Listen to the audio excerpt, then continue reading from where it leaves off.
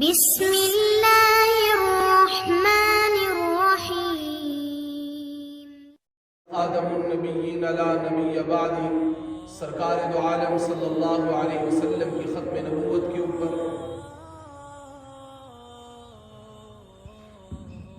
کہ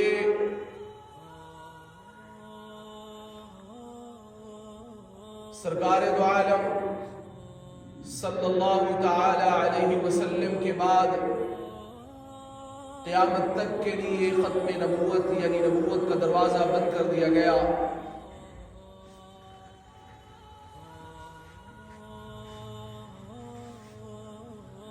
نہ اب کسی نئے نبی کی ضرورت ہے، نہ کسی نئی شریعت کی ضرورت ہے، نہ کسی نئے دین کی ضرورت ہے۔ اب سرکار دو عالم صلی اللہ علیہ وسلم کی ذات اقدس، ذات گرامی تک ہر چیز مکمل اور اکمل اور اجمل ہو گئی۔ اب قیامت تک آپ کی نبوت کا ڈنکا بجے گا، قیامت تک آپ کی شریعت چلے گی، قیامت تک یہی دین چلے گا۔ جس طریقے سے اللہ کی ذات وحدہ لا شریک ہے، تنہ تنہا ہے، یہ میرا اور آپ کا عقیدہ ہے کہ اللہ کی ذات کے ساتھ کوئی شریک نہیں ہے۔ اسی طریقے سے میرے اور آپ کا یہ بھی عقیدہ ہے کہ اللہ کے نبی آخری نبی ہے، ان کے بعد کوئی نبی نہیں آنا۔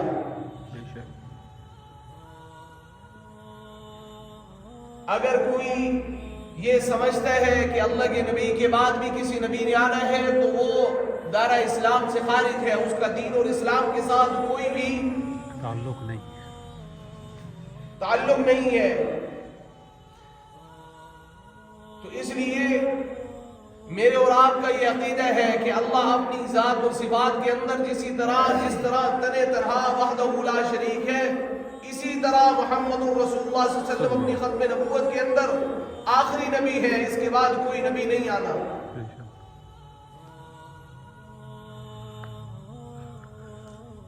تو آج ہمیں نئے طریقے سے نئی چیزوں سے ہمیں بتلایا جاتا ہے،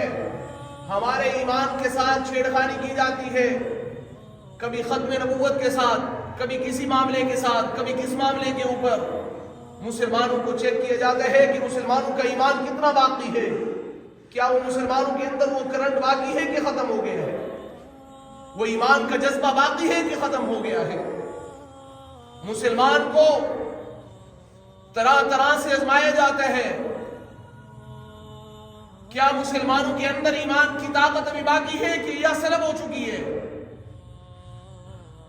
کیا ایمانی غیرت ابھی باقی ہے کہ یا ختم ہو چکی ہے؟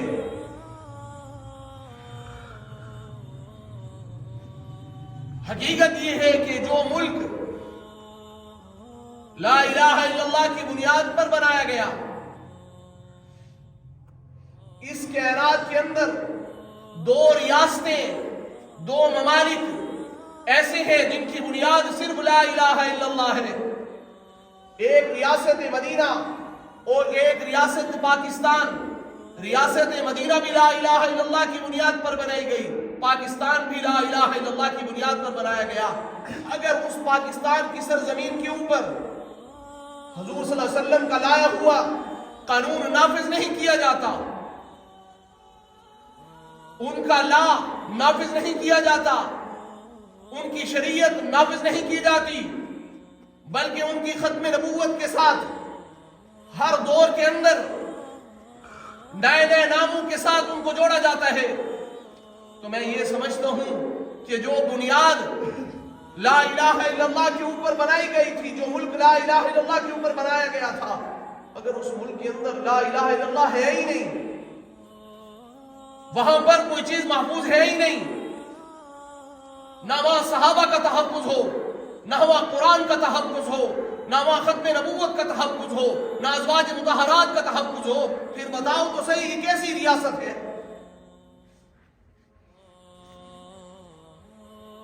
کہ وہاں کسی چیز کا تحفظ ہے ہی نہیں. کبھی کوئی اٹھ کر صحابہ کی شان میں گستاخی کرتا ہے، کبھی کوئی اٹھ کر قرآن کے تقدس کو پامال کرتا ہے، کبھی کوئی اٹھ کر ازواج مطہرات کے اوپر بکواسات کرتا ہے، کبھی کوئی اٹھ کر حضور صلی اللہ علیہ وسلم کی ختم نبوت کے اوپر حملہ کرتا ہے.